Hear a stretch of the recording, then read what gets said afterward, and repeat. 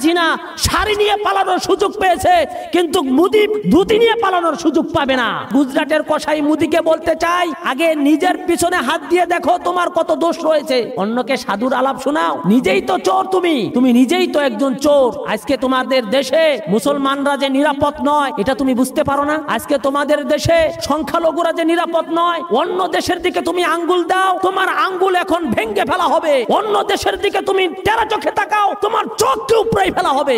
আর কোন নির্যাতন সহ্য করবে না বাংলাদেশের মুসলমান। এখন সময় এসেছে প্রতিবাদ করার সময়। ওই মুদি কসাইকে আমরা এমন তাড়া করব, বাংলাদেশ থেকে তুমি ধুতি খুলে পালাইতে বাধ্য হবে। আমরা ভারতকে বলতে চাই, আজকে তোমরা ভারতে কতদিন থেকে আধিপত্য করতেছো, কতদিন থেকে শাসন করতেছো? 80 বছর হয় নাই তোমরা ভারতকে শাসন করো, অথচ মুসলমানেরা 700 বছর ভারতকে শাসন করেছে। মুসলমানেরা যদি চাইতো ভারত, বাংলাদেশ, পাকিস্তানে কোনো প্রকার হিন্দু থাকবে না, তাহলে থাকতো না, কোনো মন্দির থাকতো না, টর্চ লাইট দিয়ে কোনো হিন্দু মন্দির খুঁজে পাওয়া যাইতো না। কিন্তু মুসলমান সাম্প্রদায়িক দাঙ্গাতে বিশ্বাসী নয়। মুসলমান সাম্প্রদায়িক সংহতি, সম্প্রীতি, ভালোবাসার মধ্যে বিশ্বাসী।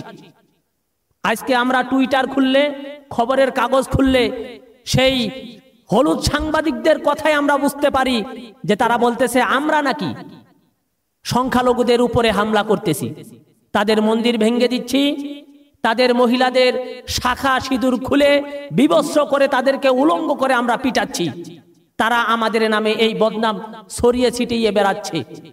আমরা তাদেরকে সাবধান করে বলতে চাই, গত কয়েকদিন আগে বাংলাদেশের অন্তর্বর্তী সরকার সমস্ত ধর্মীয় স্কলারদেরকে নিয়ে তিনি বৈঠক করেছেন।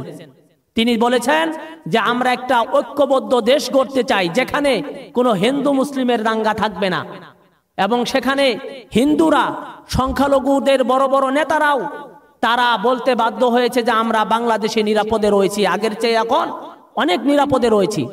আর অথচ ভারতের অবস্থা, এই 80 বছরে তারা আমাদের কি নির্যাতন করেছে, কি নিপীড়ন করেছে, সংক্ষিপ্ত আমল যদি আমি আপনাদেরকে বলি তাহলে আপনারা এখান থেকে অনুমান করতে পারবেন ভারত মুসলমানদের উপরে, সংখ্যালঘুদের উপরে, মাইনরিটিদের উপরে কত বড় জুলুম করেছে। গত 50 বছরে মুসলমানদের উপরে যেই হামলা তারা করেছে, এশিয়া মহাদেশে কোন রাষ্ট্রে এরকম সংখ্যালঘুদের উপরে কোন রাষ্ট্র হামলা করেনি।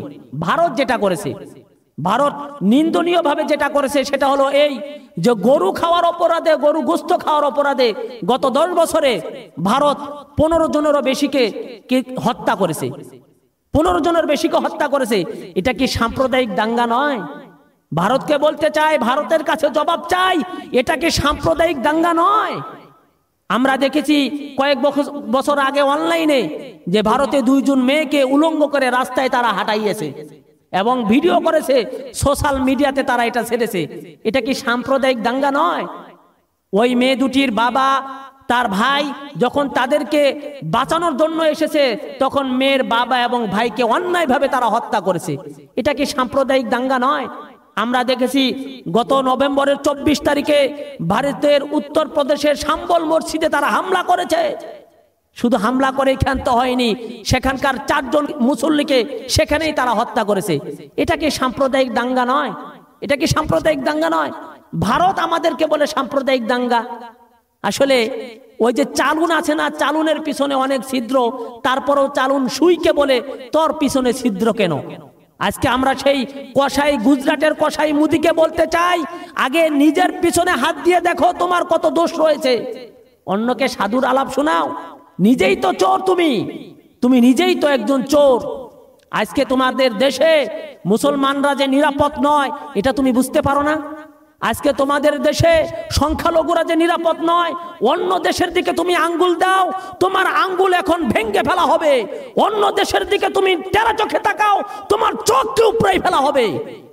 আর কোন নির্যাতন সহ্য করবে না বাংলাদেশের মুসলমান। এখন সময় এসেছে প্রতিবাদ করার সময়।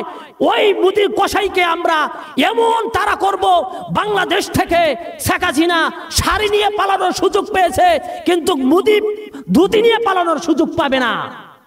বাংলাদেশের মুসলমানদের উপরে যদি তোমার কালো থাবা, কালো চোখ, কালো হাতকে আবারও দেখে, বাংলাদেশের মুসলমানেরা এমন গর্জিয়াস কণ্ঠে এমন প্রতিবাদ করবে, তুমি ধুতি খুলে পালাইতে বাধ্য হবে।